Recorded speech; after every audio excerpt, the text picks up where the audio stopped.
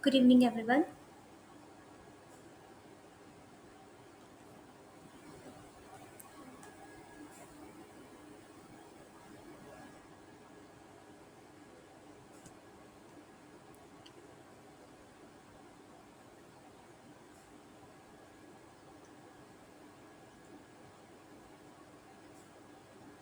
I'm Himanshu, a PhD scholar from IIT Bombay. So, this is your week 10 tutorial class for the basics of biology course. So, let's start with the question 1. The germ layer which give rise to the central nervous system is option A is mesoderm, option B is endoderm, option C is ectoderm, and option D is intralayer layer. You have 2 minutes time.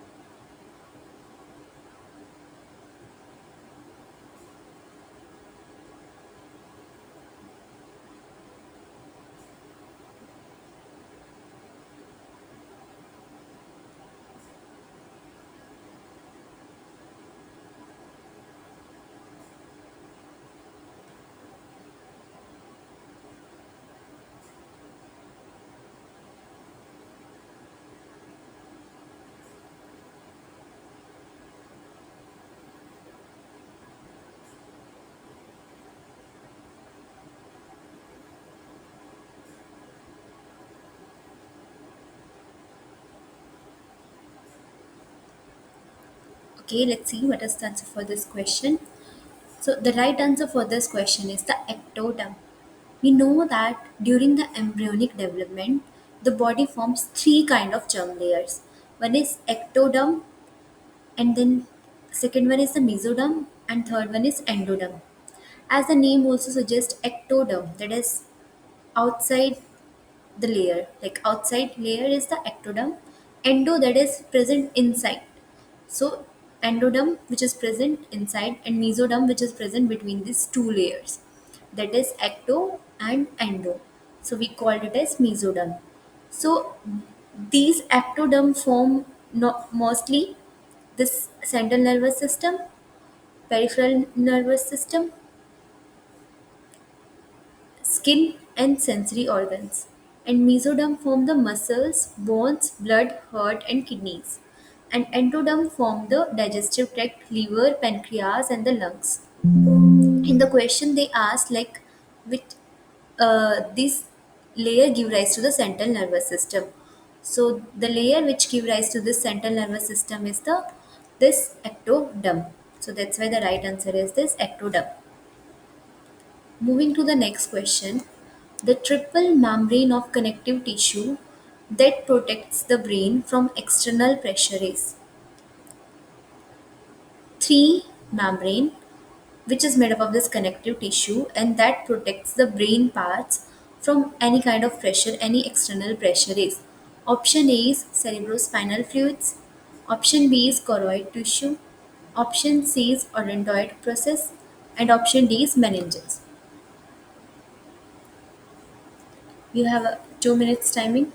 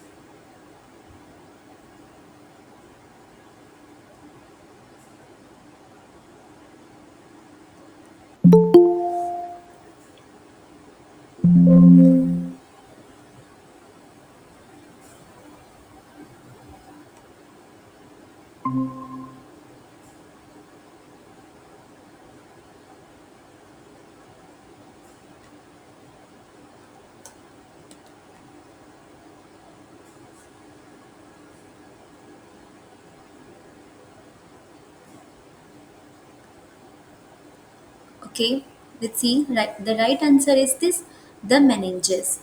So the three membrane of this connective tissue that protects the brain from this external pressure, we called it as meninges.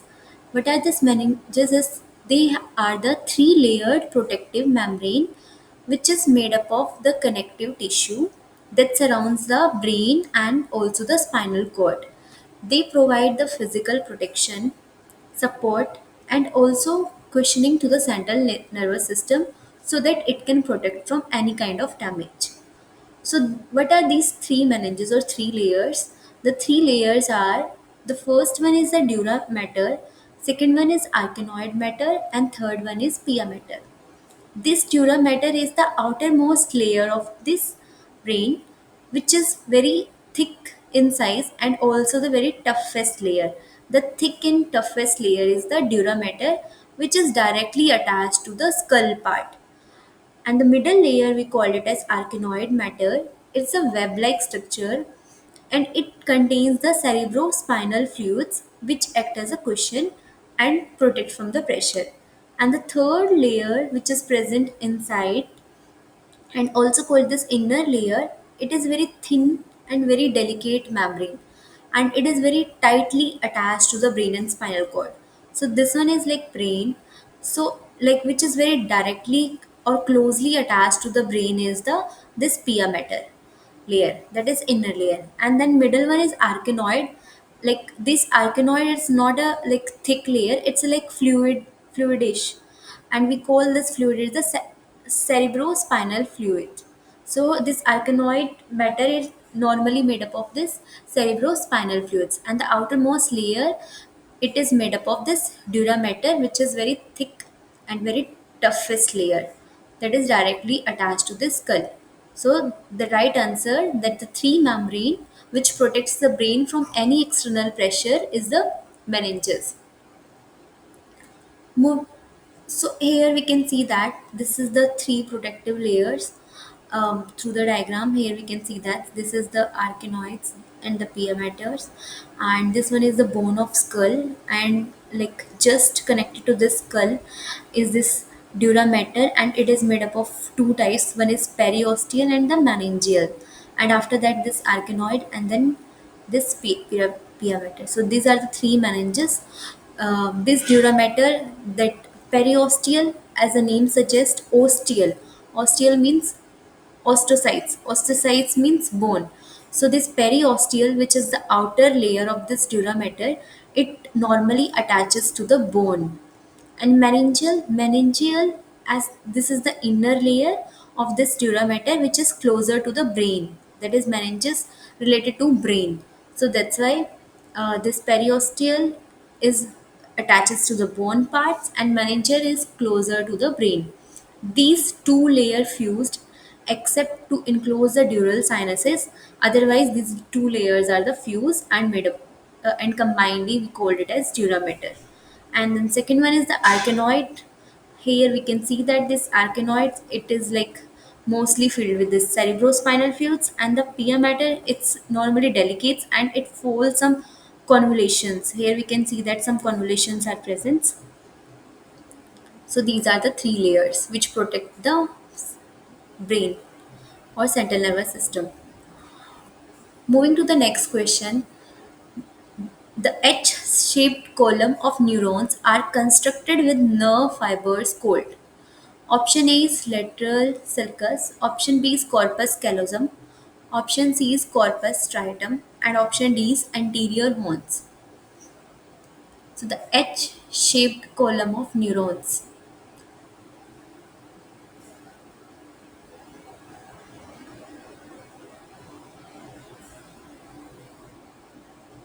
You have 1 minute timings.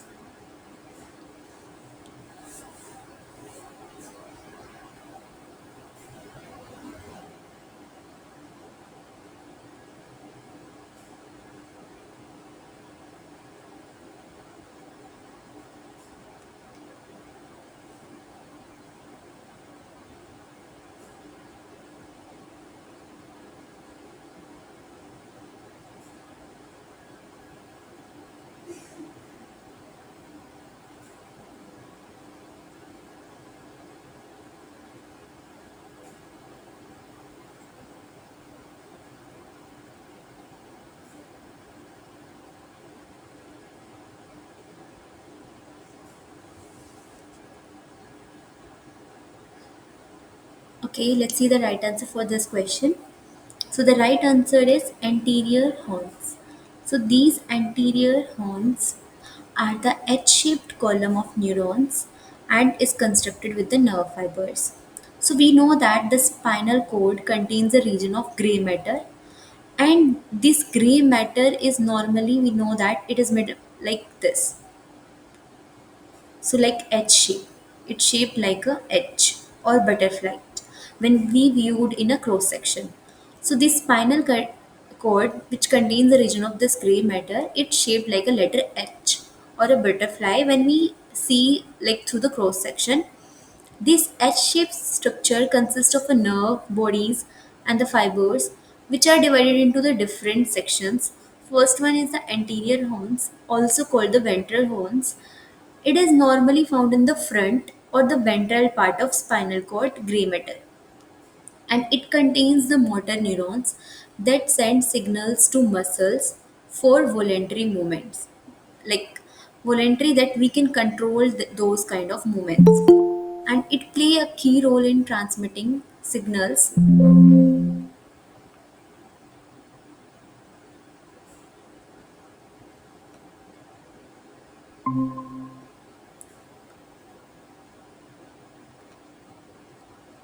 uh, so um, so it play a very key role in transmitting the signal from central nervous system to this peripheral nervous system. And second one is this posterior horns, and also called the dorsal horns. It located in the back part of this gray matter. And what kind of neurons are present in this posterior horns?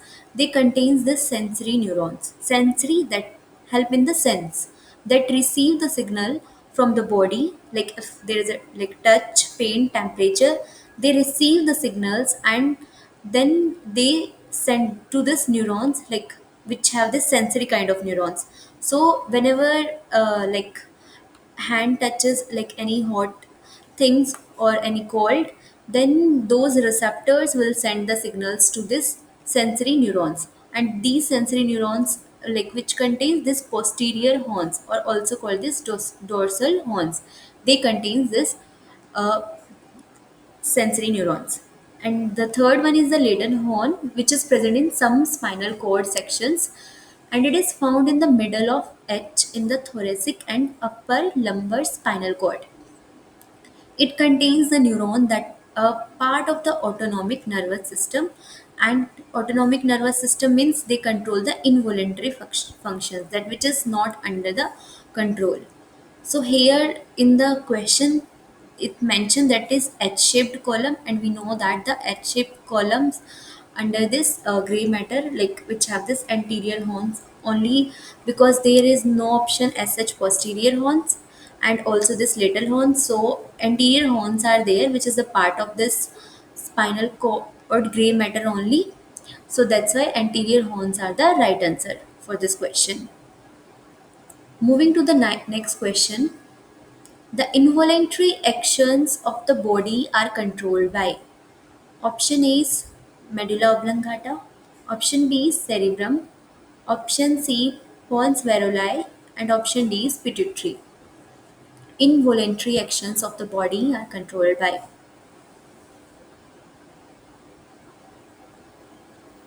You have a 2 minutes timing.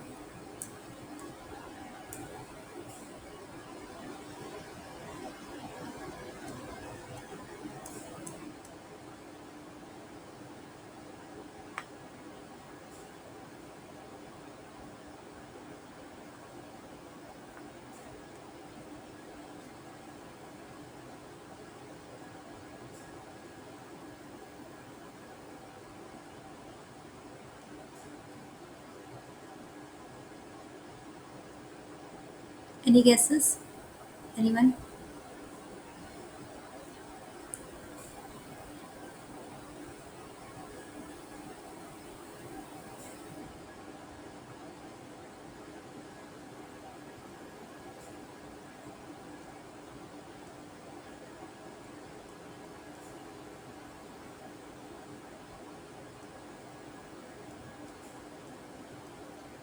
Okay, let's see the right answer for this question.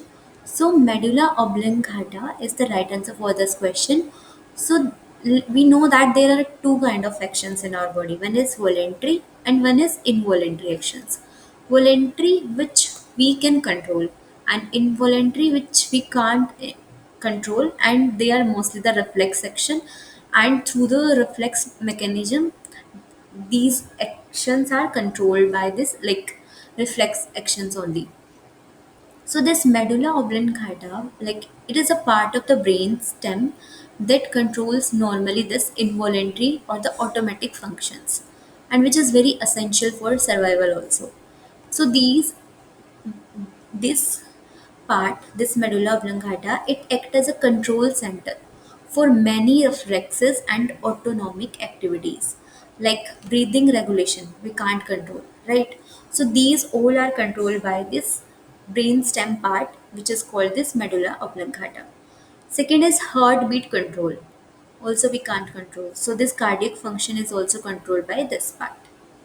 Reflex action like cough, sneezing, vomiting, all this function which occur automatically without any consciousness effort. Like we can't control those kind of actions. They are classified as a involuntary actions. And these all the involuntary actions are controlled by this brainstem part which is we called as medulla oblongata. Moving to the next question, the area deep in the brain where the pineal gland is located. Option A is thalamus, option B is epithalamus, option C is diencephalon, and option D is mesothalamus.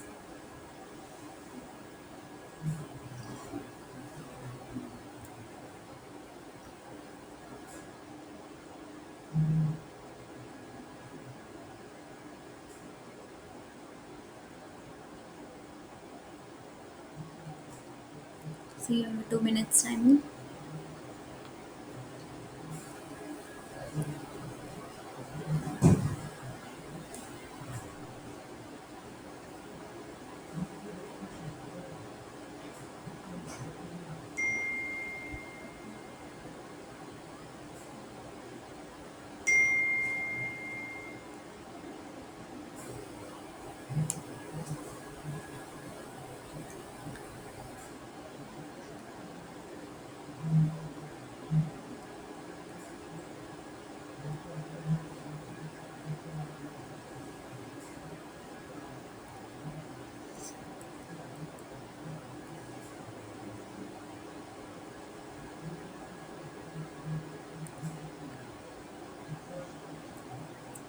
Okay, so the right answer for this question is this epithalamus, the area deep in the brain where this pineal gland is located.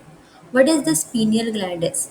So this pineal gland is a small pea-shaped structure. So that's why pineal glands, and it is located deep in the brain, especially where within the epithalamus. So here we can see that this one is the pineal gland, this one, and this one is the thalamus part,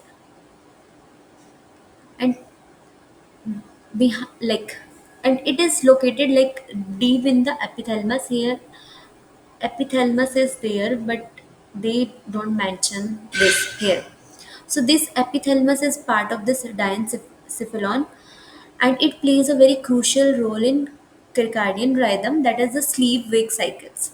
So and how, like, when we have to go for a sleep, when we have to wake up, so this we called it as circadian rhythm, that day and night life cycles of ours.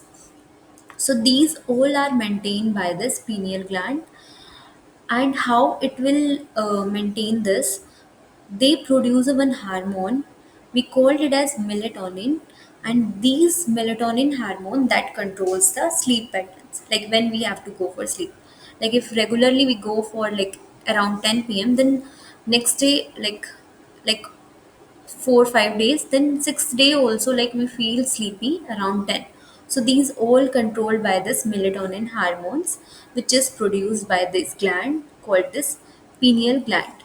So pineal gland, we mentioned here that the epithalamus is a part of diencephalon. What is this diencephalon? This is a part of this forebrain. So these located between the telencephalon, that is called cerebrum, and the midbrain, which contain the structure thalamus, hypothalamus, epithalamus, and subthalamus. So this epithalamus is situated at the posterior, that is dorsal part of this diencephalon, and it forms the roof of the third ventricle. And they have this two kind of key structures. One is this pineal gland, and another one is habenual nuclei. These pineal gland, this is the endocrine gland, as I already mentioned, that is located in the epithalamus and produce this hormone melatonin, and which play a very crucial role in regulating the sleep wake cycles. And what about these other key structures for extra knowledge, that is habenular nuclei? These nuclei normally they involve in connecting the limbic system to other part of the brain, and that's how after the connections they play a very important role in regulating the emotions and all the motor pathways. Functions, first we know that this pineal gland help in the sleep wake cycle, and this one help in the like emotions and all. Any doubt?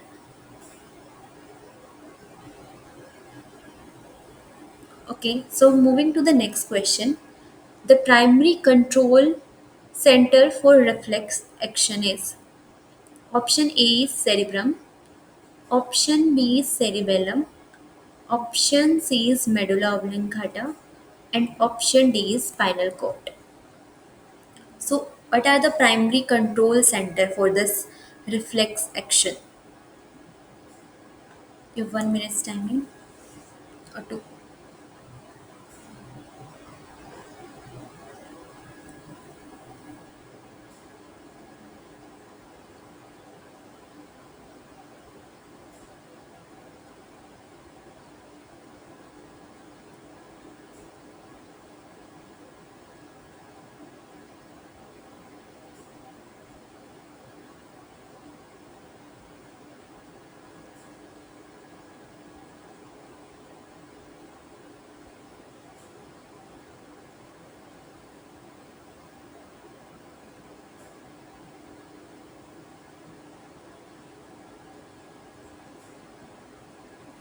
Okay, let's see the right answer for this question. So, spinal cord is the primary control center for all the reflex action. What is this reflex action is? So, these reflex action, the spinal cord, like first we'll see the spinal cord. The cord run through the vertebral canal, and it extend from the foramen magnum, which is a part of the brain, to second lumbar vertebra. It's a like second lumbar vertebra, we know that. And they have this region: cervical, thoracic, lumbar, sacral, and coccygeal, and these give rise to the 31 pair of spinal nerve, this reflex section, and all are the mixed nerves, like spinal cord, and they are like non-uniform diameter, and they have this two enlargement: one is cervical and another one is the lumbar enlargement. These cervical one supplies the upper limbs and lumbar one supplies the lower limbs. They also contains this and between the L1 L2, like very tapering inferior ant, we called it as conus medullaris. And this equina have that they have this origin of spinal nerve that extend from the conus medullaris. Here, like how this arc work, because reflex action like which we can't control those actions. Like whenever we touch like very high temperature think, then suddenly we move our hand back, right? How this happen? Like without even our control, we move our hand like back so that we can't touch. Even without our control, it's because of this reflex action. And the this reflex action is normally controlled by the spinal cord. And here how this arc work, here we can see that this is the hand, and we know that there are the receptor present on our hand, that is sensory receptors. When we touch this object, these sensory receptors will activate and they send the signals through this interneuron, not like through the large root, through the interneuron, through the they go through, and then through the motor neuron. Like after that they sense the signal, and through the sensory neurons they send to the interneuron. After that it will go back to the motor neuron and give to the effector muscle so that it can move their hand back. So that's how they control this kind of actions. So here also, again in a like brief, this reflex action is very quick and very automatic and involuntary response that we can't control to a stimuli, which is designed to protect the body from any harm. The spinal cord is the primary control center for any reflex action because it processes these reflexes without involving the brain. So that's because if it involves the brain, then it will take time, right? But if it will take time, then to this hand will burn, right? So needs a very quicker response. Because we need this quicker response, that's why it doesn't involve the in brain signaling, right? So it processes this reflexes without the involvement of this brain. So that's how they manage this faster response. And how this reflex action work, as I already mentioned, this stimulus, this sensory receptor present on hand or wherever, like these sensory receptor will take the stimulus and then detect this stimulus like touch. Example here they are taking that touching a hot object, then they send these signals to the spinal cord through the sensory neurons. These sensory receptors have the neurons that attaches to this receptor, that is sensory neurons. They carry the signals and they send to the spinal cord. And in this spinal cord, these interneurons are there, like which have this mixed kind of neurons. They located in the spinal cord. It possesses the signals. They take the signals and send the instruction. Then these just send the signals to this motor neurons, which carry the response signal to the muscles. And after that response will come, the muscle reacts and they'll pull this hand away from the hot object. That's how this spinal cord handles this reflex action without even needing the brain, which is like much faster and also help prevent this any kind of injury.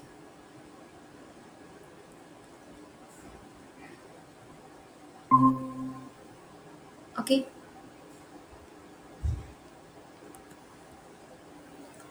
So, moving to the next question, the nervous system that maintains homeostasis of internal organs and initiates the stress responses.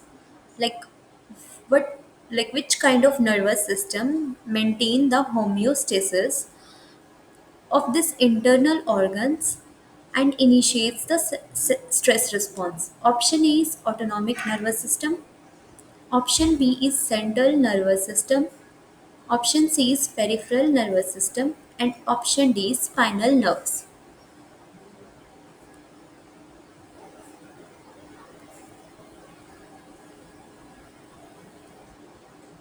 You have a 2 minutes timing.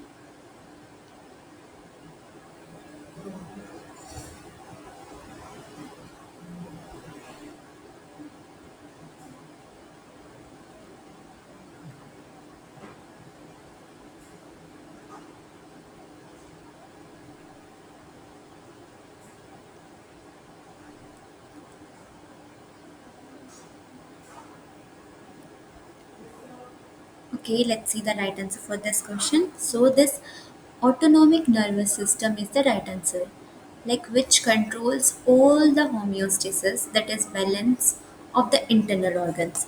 What is this autonomic nervous system is? So this autonomic nervous system, it is a part of peripheral nervous system. Like we know that there are two parts of nervous system, but one is central nervous system and another one is this peripheral nervous system. So this autonomic nervous system, it is a part of this PNS, and it is responsible for maintaining the homeostasis of all the internal organ and initiates the body stress response. It regulates all the involuntary physiological function like heart rate, autonomic, that is automatic, right? That means all the involuntary physiological functions like heart rate, blood pressure, digestion, and respiration, all these are maintained by this autonomic nervous system. So this autonomic nervous system has two main divisions. So these are further divided into the two types. One is the sympathetic nervous system and another one is this parasympathetic nervous system. What is the sympathetic nervous system is? Here we can see that this sympathetic pathway, that preganglionic sympathetic neurotransmitter, like there is a pre and there is a postganglionic receptors. So we have two kinds of neurons like presynaptic and post. Like that also preganglionic sympathetic neurotransmitter will come, that is acetylcholine, and it will bind to this postganglionic receptor, that is nicotinic receptor. So in the sympathetic pathway, this presynaptic neurons, this neurotransmitter will come, like they have these vesicles. These vesicle will release this neurotransmitter, and in case of sympathetic pathway, normally the neurotransmitter which is present is this acetylcholine. These acetylcholine, what they will do is, on the post ganglionic receptor are present here in the second neurons, and we called it as nicotinic receptors. These acetylcholine will bind to this nicotinic receptors, and they will target the then organ. Here that's nicotinic receptor, if they are targeting, then this will target the related organ. Here this organ is this norepinephrine. Other neurotransmitter also act in this sympathetic pathways, epinephrine and dopamine. These co-transmitter ATP and neuropeptide Y also modulate this sympathetic activates. And after this norepinephrine, when it binds with this nicotinic receptors, these norepinephrine bind to the alpha 2 receptors, like which is normally present the presynaptic of the postganglionic sympathetic nerve terminals, and they'll down this norepinephrine release and give the negative feedback when it's done.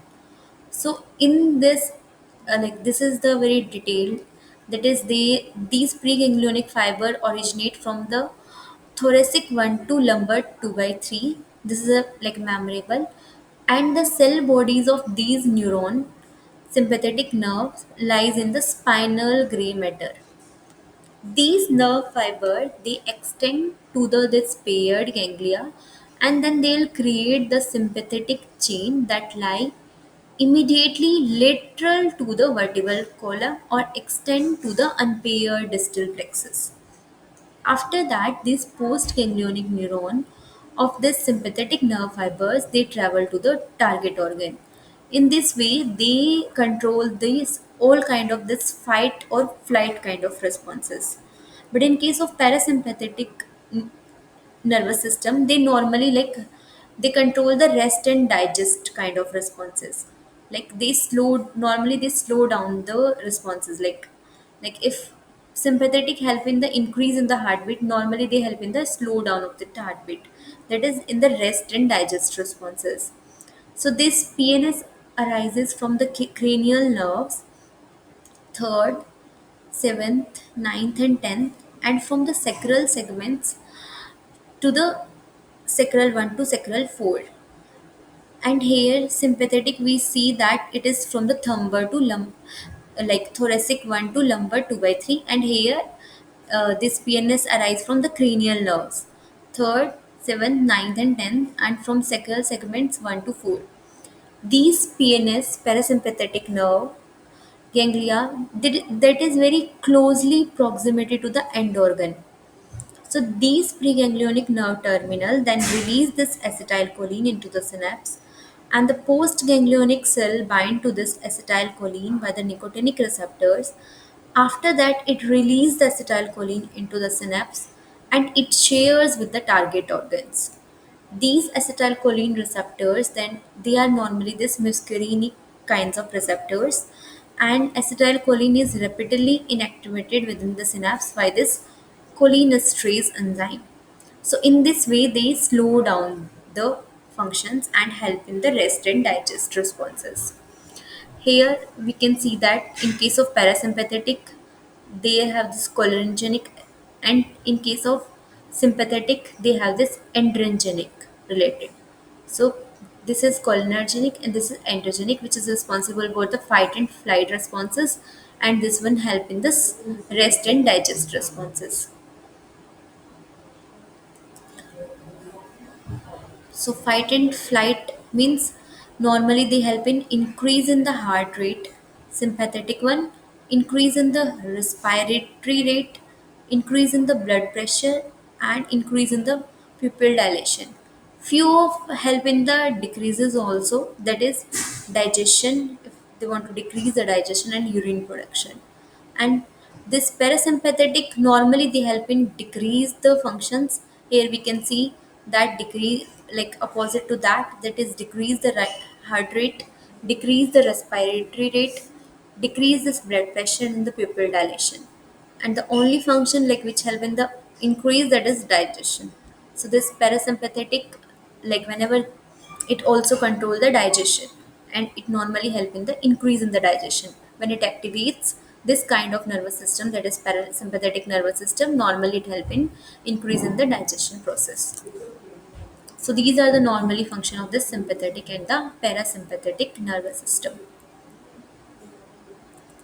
Moving to the next question, the facial nerve originates from: option A is midbrain, option B is olfactory epithelium, option C is pons varolai, and option D is medulla oblongata. The facial nerve originates from.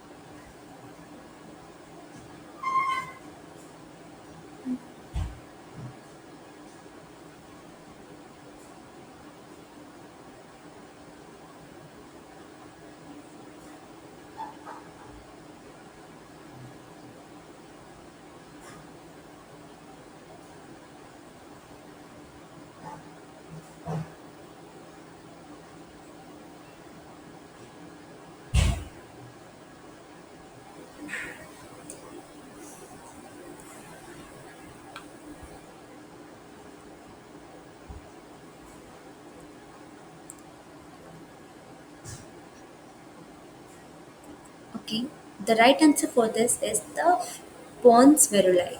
So these facial nerves is originated, like which control this facial expressions and all. It is controlled by the pons varolai. So these facial nerves, and this also called the cranial nerve seventh, these facial nerve originate from this center. We call it as the pons varolai, and it is a part of this brain stem. So these nerves, these facial nerves, play a very crucial role in controlling the face expressions, and they transmitting this taste sensation from the anterior two part of the tongue, and also regulate certain salivary and lacrimal, that is tear glands. These facial nerve has both motor and sensory function. Including motor function, they have this control the muscles for facial expression, which we can control. Sensory, that they carry the taste sensation, which we can't control, like whenever like there is a bitter taste or sweet taste or salty taste, we can't control that. If we'll eat the sweet things and we'll control like the sweet things, like convert into the like sugary, like we'll convert into the like sugary taste. No, we can't convert. That is called the sensory function. So this facial nerve also controls the sensory function, that is carrying the taste sensations from the tongue also. And the parasympathetic functions also, they regulate the salivation and the tear production.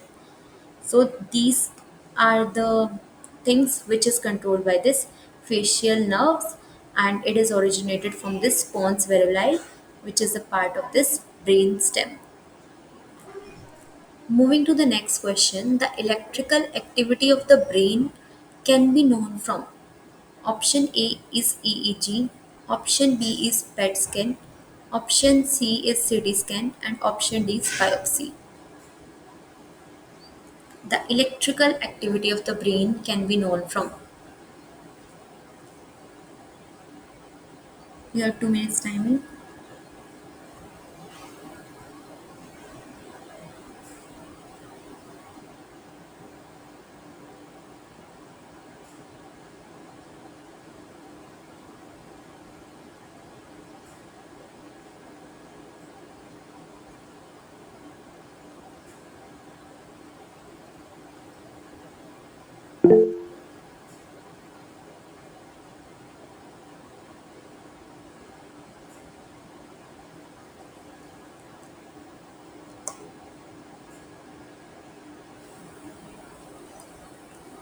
Okay, let's see the right answer for this question.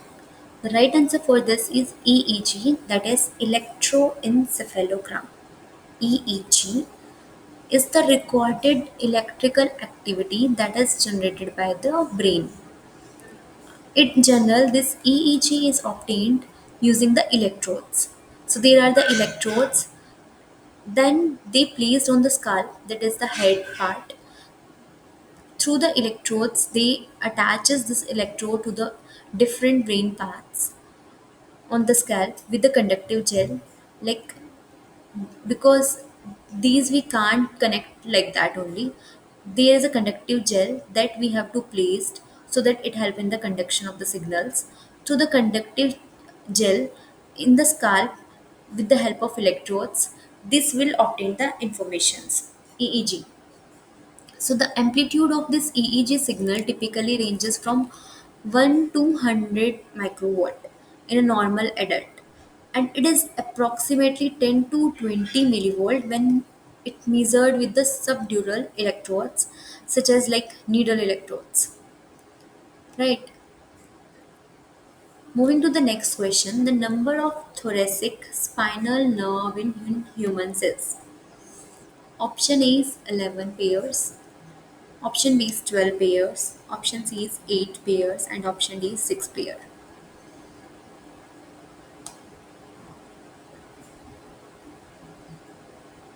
Number of thoracic spinal nerve in human.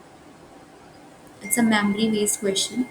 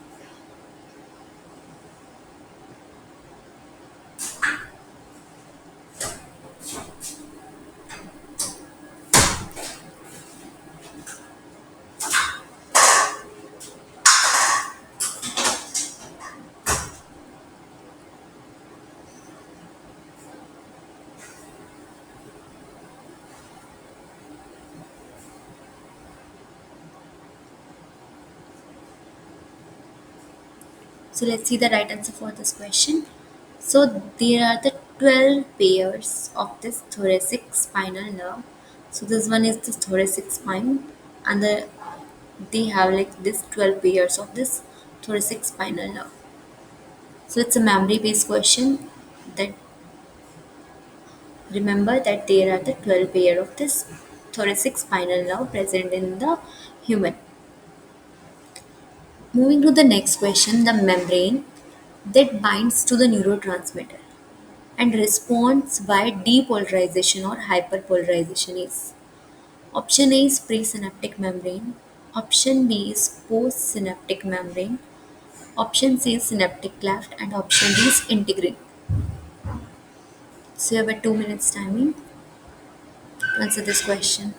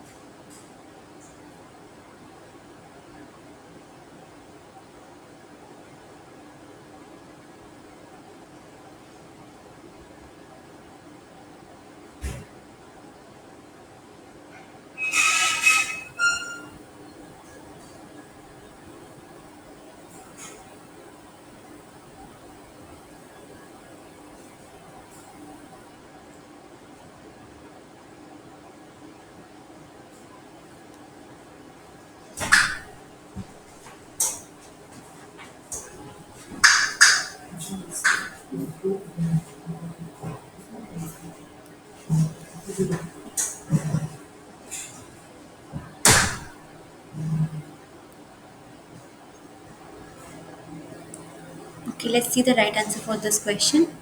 So postsynaptic membrane. So what is this postsynaptic membrane? It is the part of the neuron or muscle cells that receive the signal from a neurotransmitter. Like whenever it receives any signal from a neurotransmitter, so we know that there is a presynaptic neuron and there is a postsynaptic neuron. Pre that is present before the synapse and post that is present after the synapse. And this synapse contain this neurotransmitter. So this presynaptic membrane, they receive a signal from the neurotransmitter release. They receive the signals and they release the neurotransmitter. And this postsynaptic neuron, they contain the receptors. These neurotransmitter will come and bind and then trigger a response. When a neurotransmitter binds to its receptor on the postsynaptic membrane, it normally opens the ion channels.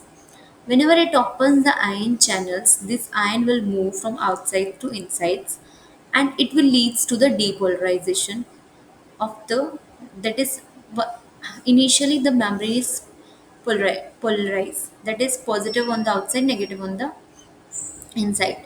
But when there is a movement of these ions, they will start depolarize the membrane and the polarity will lose if in case of excitatory and hyperpolarization if it's inhibitory. These depolarization bring the membrane potential closer to the threshold for action potential and increasing the likelihood for firing. And after the hyperpolarization that make the membrane more negative and it will reduce the chances of any further action potential, because if there is already this action potential is going on in the neurons, they will prevent the another action potential, right? They will can't take any other signals because already the signal is going on, already the signal is processing of the signal is happening, so it will not generate any other action potentials. That's why it's make the more negative, so it will reduce the chances of any other like action potentials, and that period we call it as refractory period also. So here we can see that this is the action potential reaches this terminals, and these neurotransmitter they'll come and bind and they'll depolarize the membrane and fire this. Whenever this depolarization is there, then the action potential will generate, that is they fire the action potential. These voltage gated calcium channel opens and this calcium flows in, and this calcium influx triggers the synaptic vesicles so that they can release these neurotransmitters. And this neurotransmitter, what they will do is they will bind to their receptors and they'll target the cells and like generate the action potential. Moving to the next question, the neurons like without dendrites, that like what kind of neuron that they don't have even dendrites like which receive the signals and then they pass to the axon, right? If the neurons they don't have this dendrite and also they don't have this axons, they are found in like what?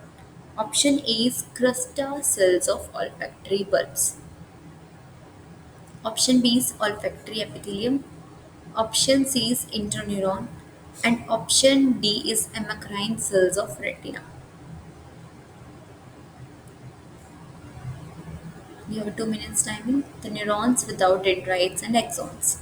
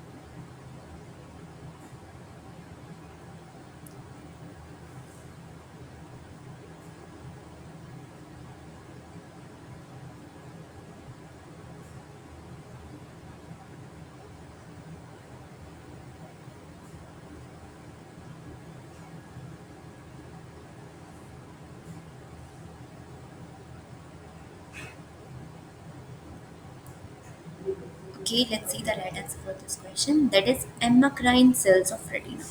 Isn't it interesting? The neurons, like they even don't have any kind of dendrites, and also they don't have these axons. So these are the cells we called it as amacrine cells of retina. Like they are the type of interneuron which is normally found in the retina. They lack the axons and sometimes also the dendrite. Then instead of transmitting the signal, we know that how these signals transmit through the this neurons, that these dendrites they take up the signals and they'll pass to this axon, right? What happen if they don't have this axons also and dendrite also? So instead of transmitting the signals through the long axons, they communicate via the graded potential and synapses with other retinal neurons. And these amacrine cells play a very crucial role in modulating and integrating the visual signal before they are sent to the brain by the optic nerve. They are primarily involved in processing the motions, like how the motions going on, contrast, and temporal aspects of this visual information. Instead of traditional axons, like typically axons, we know that they form the synaptic connection directly with bipolar cells and the ganglion cells. So here we can see that these are the amacrine cells, and here we can see that they form the directly connection with these bipolar cells, right? Because we mentioned, right, instead of traditional axons, they form this synaptic connections directly with this bipolar cells. So these bipolar cells then transmit the signals of these amacrine cells. So this is the bipolar cells. And function of this endocrine cells, about 30 different types of endocrine cells are there. Some involved in the direct pathway from rods to bipolar to endocrine to ganglion cells, and some endocrine cells respond strongly to the onset of visual signals and some to the extinguishment of the signals. Some respond to the movement of the light signal across the retina.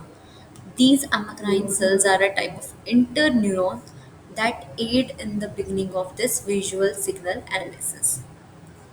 Okay, so moving to the next question, the structures in neurons formed by the coiling of this ER, endoplasmic reticulum, around the ribosomes is option A is dendrites, option B is telodendria, option C is nasal body, and option D is myelin sheath. So, what are the structure of this neuron, which is normally formed by the coiling of this ER around the ribosomes?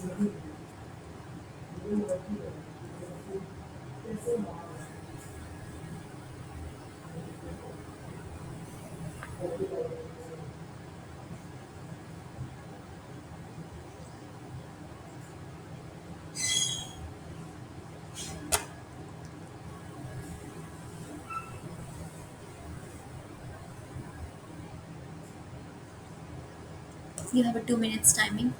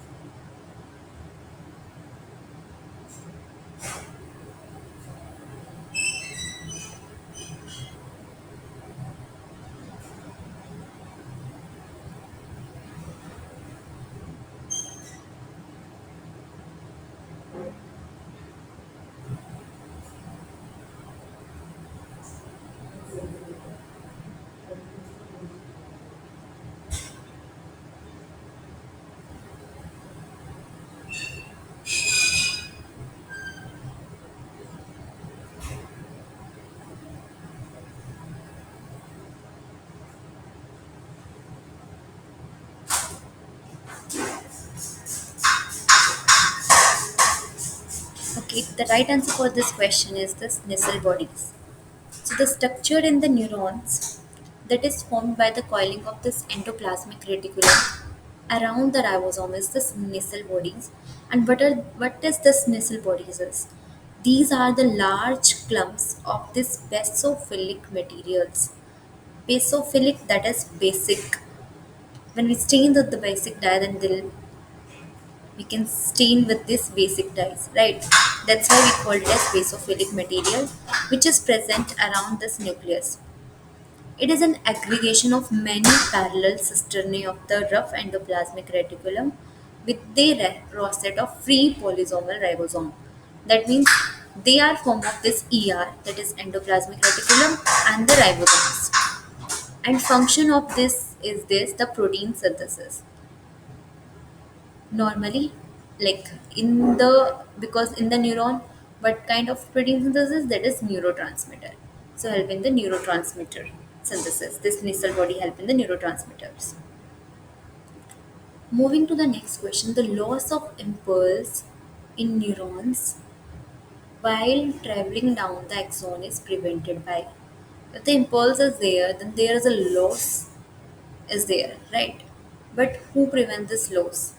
Option A is neurolemma, option B is norepinephrine, option C is neuron cells, and option D is T tubule. So you have a 2 minutes timing.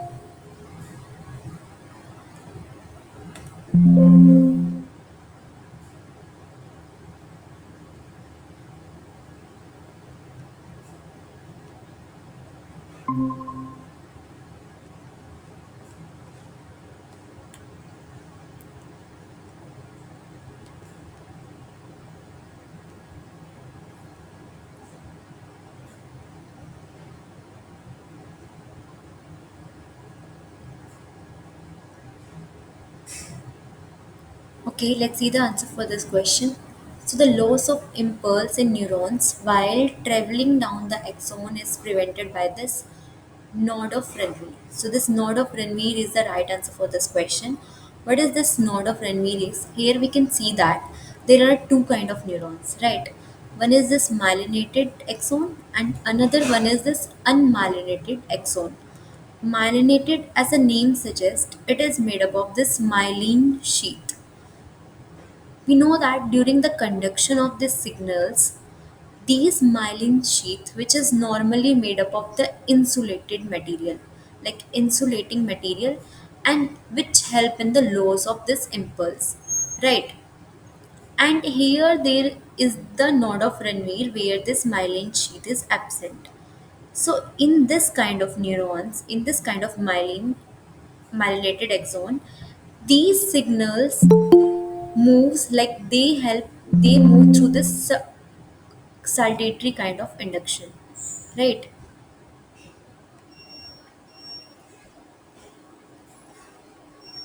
So in this so they move in this myelinated axon, these signals move like they move like through the node of Ranveer only. And because of the presence of this myelin sheath, they don't lose this impulse, right? So that's why this node of Ranveer, they help in the loss of impulse in the neurons while traveling down the axon. It is prevented by this of node of Ranveer only. In case of unmyelinated axon, because of the absence of this myelin sheath, they generate the action potential and now they don't have this like insulated material, so there is a chances of loss of the impulse in neurons. So in the question they asked that who prevented the loss of impulse while traveling down the axon. It is prevented by this node of Renvie. What other differences is present in this myelin axons and the non-myelinated axons? Here we tell, here I mentioned right in this myelinated axon only this node of Renvie is. So first is these axon have this Schwann cells, that is which form the myelin sheath. Because in case of this myelinated axons, this myelin sheath is present. And in case of non-myelinated axons, these myelin sheath is absent. And second is the node of Ranveer are present at intervals in case of myelinated axons. Here we can see that node of Ranveers are present. And in case of unmyelin sheaths, these are the absents. And the third one is this voltage gated ion channels are concentrated at the nodes only. So because of the presence of these voltage gated channels in these nodes of Ranveer only, so they depolarize this at at this point only. And here we can see that all the membrane is depolarized, right? So that's why ion exchange happens only at that point and here all over the surface. Action potential don't propagates over the knots, they just jump. And this jumping kind of impulse we called it as saltatory conduction. And here the action potential propagates all along the axon because of the absence of this myelin sheath. So here the nerve impulse is smooth. So because of the saltatory conductions, they have this faster and also they don't lose any kind of impulse and they have this slower because they have to move all along the path. But here they just jump. Like one person who jumps and one who slowly moves. Like who take less time, this jumping one, right? In case of neurons also, who travels through this saltatory conductions, they move very faster than the non-modulated. Also, the extra point is here that they don't lose any kind of impulses. And the last point is these are present in the white matter of brain and the spinal cord and in the cranial and the spinal nerve also. And these are present in the mostly in the autonomic nerves. Okay. So moving to the next question, the type of nerve conduction from brain to muscles in moving the arm is. Option A is afferent neurons. Option B is afferent neuron. Option C is interneuron and option D is sensory neuron. So like the type of nerve conduction from brain to the muscles in moving the arm, like which kind of neuron is there, like which help in this conduction. So you have a 2 minute timing.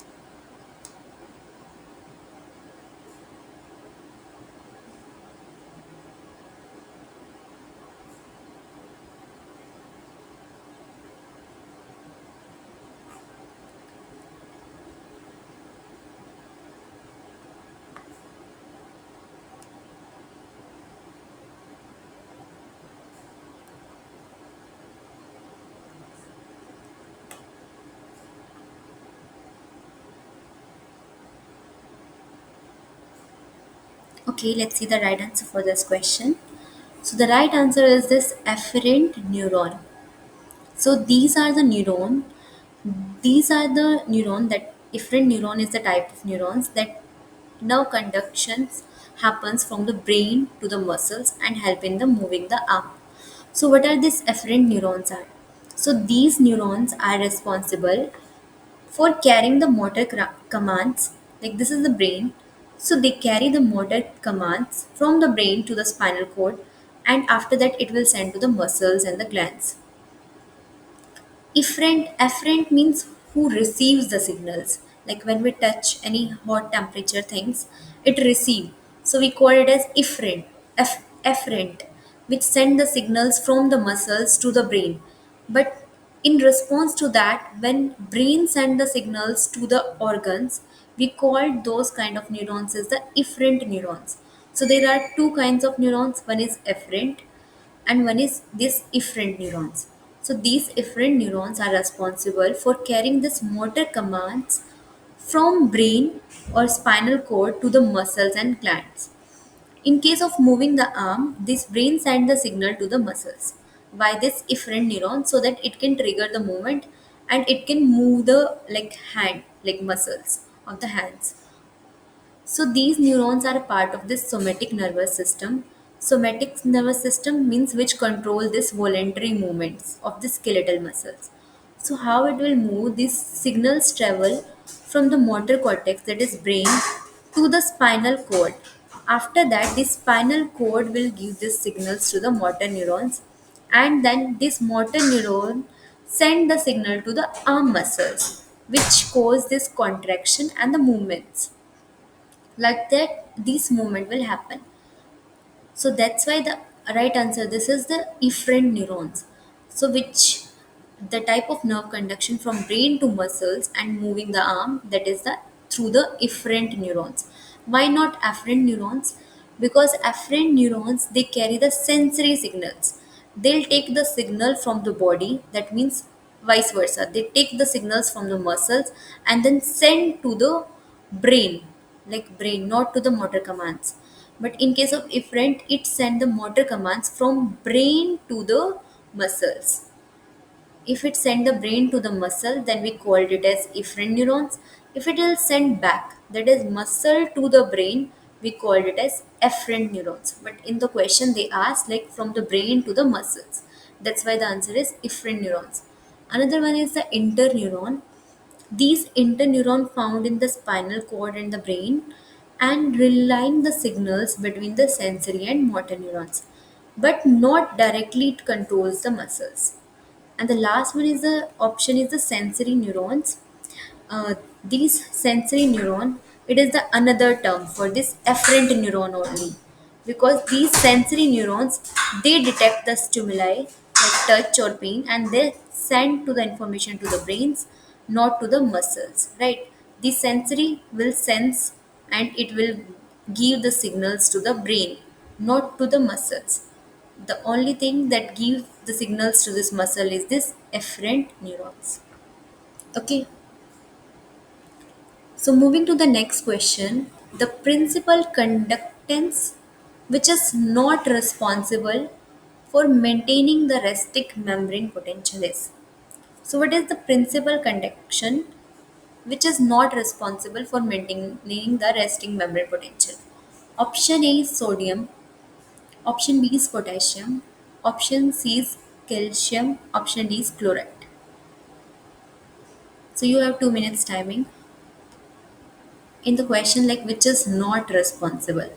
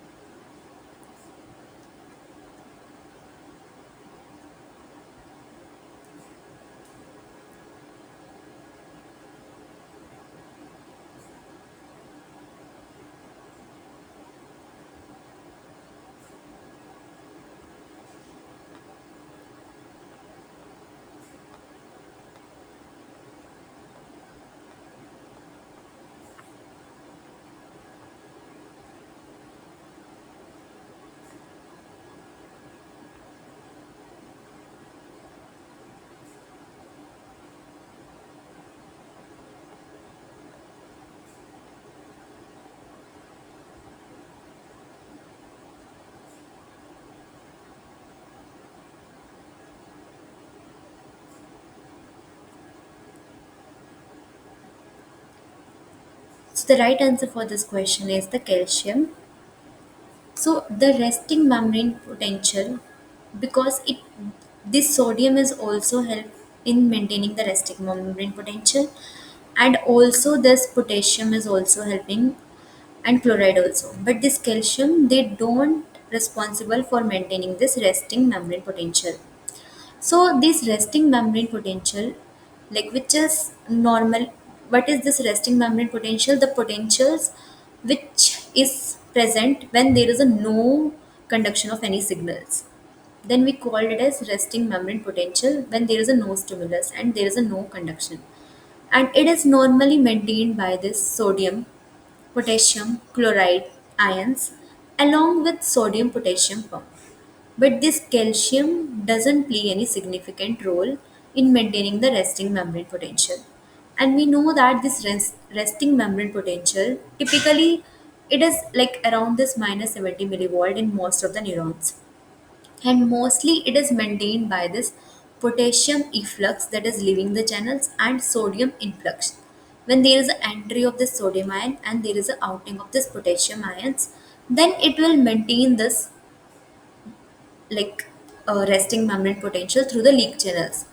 These chloride also contribute to stabilize this resting potential. Why then this calcium is not responsible for maintaining the resting membrane potential? The first is the intercellular concentration of this calcium is very low compared to the extracellular environment. The intercellular concentration is very low, and normally this calcium ion is involving in the neurotransmitter release and the action potential, but not in the resting membrane potential maintenance. There are very few calcium leak channels, so it conductance don't significantly affecting this resting membrane of potential. And other than that, how this help in the conduction of this, how this help in the maintaining of the resting membrane potential? First one is the sodium. We know that there is a sodium potassium pump that actively remove this sodium ion and help in maintaining this resting potential. Another one is the potassium ion. the primary ion which is responsible for this resting potential because of the high permeability. Through the leak channels they have very this high permeability, and that's how they help in the maintaining this resting membrane potential. And third one is this chloride ion. It stabilizes this resting potential by counteracting the effect of the sodium potassium movements and normally help in the this resting membrane potential. Okay. So moving to the next question, like which is a memory based, that the resting membrane potential in neuron is option A is between 50 and 75 millivolts. Option B is between minus 10 and minus 45 millivolts.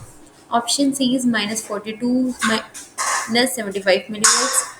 And option D is it ranges between minus 80 and minus 95 millivolts. So you have a 2 minutes timing.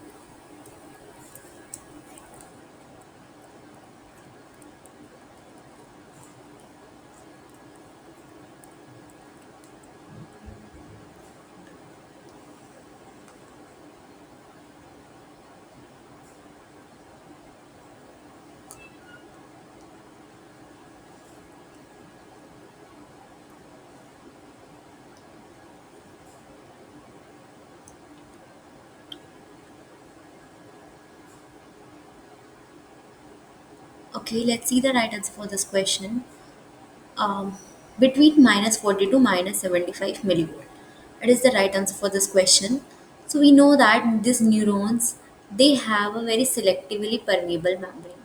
Selectively permeable means they selectively choose the ions which can move in and which can move out. All the ions can't move through this membrane, right?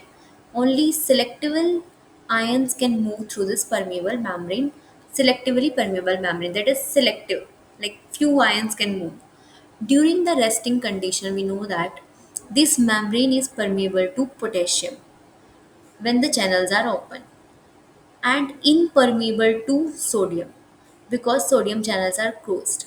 So when there is this resting condition, that there is a no conduction of the signals, that time the resting membrane potential is around averages like minus 70 or minus 60 millivolt. That is ranges between the minus 40 to minus 75 millivolts. In that condition, these potassium channels are open, so that's why they potassium can move from outside to inside, but impermeable to sodium ions, that is sodium channels are closed, so these sodium can't move from in to out or out to in. So the diffuse force pushes the potassium out because we know that this potassium is highly present like inside, so it will push out this potassium from inside to it will push out, that is along the concentration gradient because concentration is very high inside the membrane, so that's why it will push out this potassium ions out. Then this will create a positively charged extracellular space. So because of that, because almost all the potassium ion it will move outside, so it will cause this very highly positive charge. So because of that, there is a positively charged will produce outside, and the electrostatic force potassium moves in, so there is a dynamic equilibrium. After that, there is a net zero moment of ion. So the resting membrane potential is somewhat comes around this minus 60 millivolt, that is ranges between the minus 40 to minus 75 millivolts. So these is a memory based question. So I think there is no doubt for this. So moving to the this is the same, like this resting membrane potential is like minus 40 to minus 75, somewhat average we can take that minus 70 or minus 16, and these negative charge is maintained due to the selective permeability of the membrane. And like how we know that it's the potassium leak channels, because we know that during the resting it is more permeable to potassium ion, and these potassium ion move out of the cells according to the concentration gradient and making the inside more negative. And then the sodium potassium, which actively pump 3 sodium out and 2 potassium in, maintaining the negative resting potential. And chloride ion also help in contributing stabilizing the resting potential.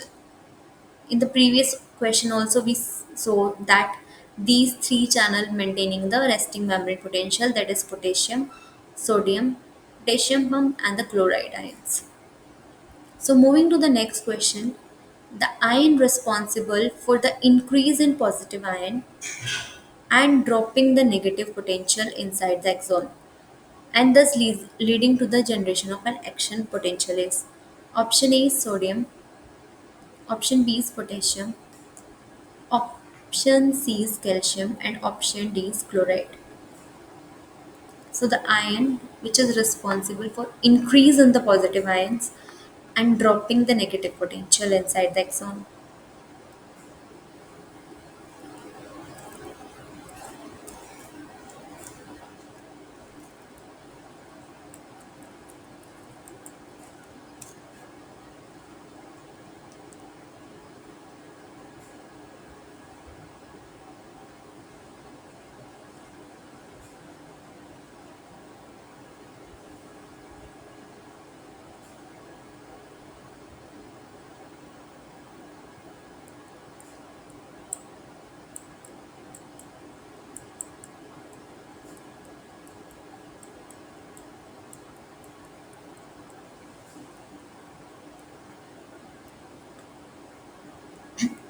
Okay, let's see the right answer. So the right answer is the sodium ion.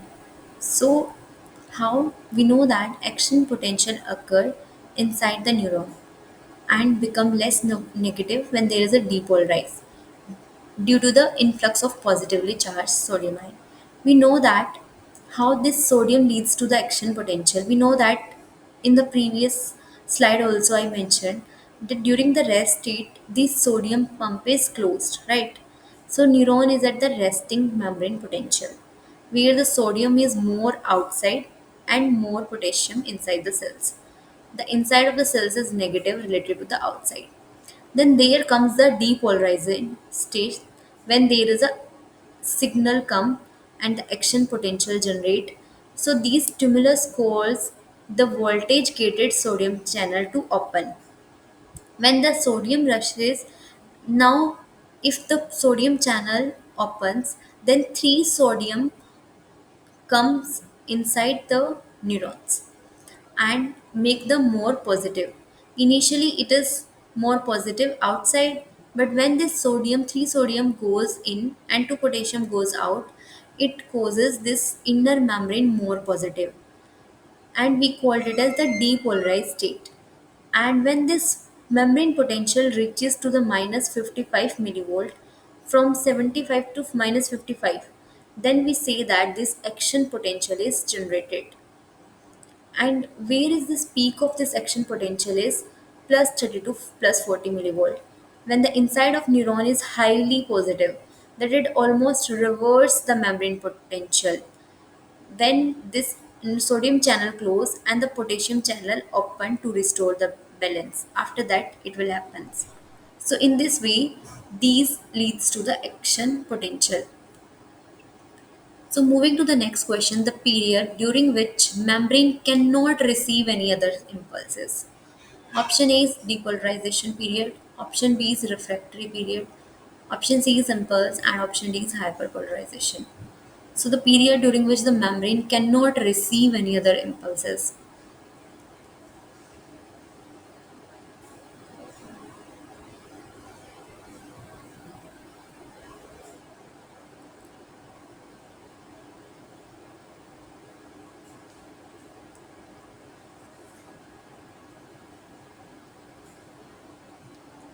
So you have a 2 minutes timing.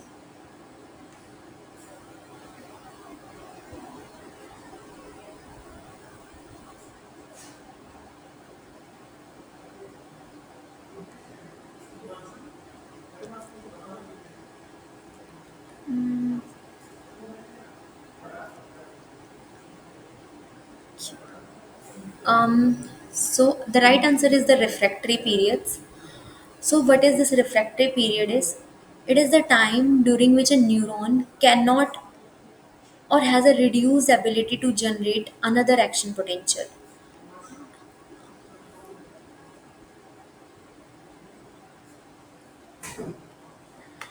So the refractory period is the time during which a neuron cannot or has a reduced ability to generate another action potential. So this ensures that nerves impulse travel in the one direction and it prevents the excessive firing. So there are the two phases of this refractory period. One is this absolute refractory period and another one is relative. These absolute refractory period occurs during the depolarization and during the repolarization. Like when sodium channels are open or inactivated, then here is because one neurons when it impulse like when it conduct the signals, it can't take another signals like whenever it ends. It takes some time so that all the ions come back to the original place. And that period we called it as this refractory period. And we divided into the two phases, that is one is absolute and another one is the relative. These absolute one happens during the depolarization or during the repolarization when these sodium channels are open. And at that period, then there is a no new action potential can be generated, no matter how strong the stimuli is, but no action potential will generate. It will ensure that there is a only one way propagation of the signals, because what if it will take other signals and the one signal will not finish, then it will cause trouble, right? And it will not properly one way propagation. To ensure the one way propagation, it will not generate any new action potential no matter how strong the stimulus is. We call it as absolute refractory period. And there is another one, that is relative refractive period. It occur after the repolarization or during the hyperpolarization when the potassium channels are closing. In this time, a very strong stimulus can trigger a new potential and it will prevent the excessive or rapid firing of neurons. And the last question is the small gap at the end of neuron which allow the signal to pass from one neuron to another is option A is telodendria, option B is membrane, option C is dendrite, and option D is synapse.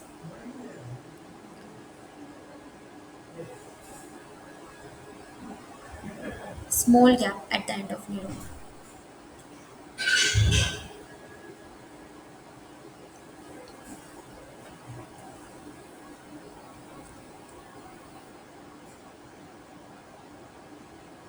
You have 2 minutes time.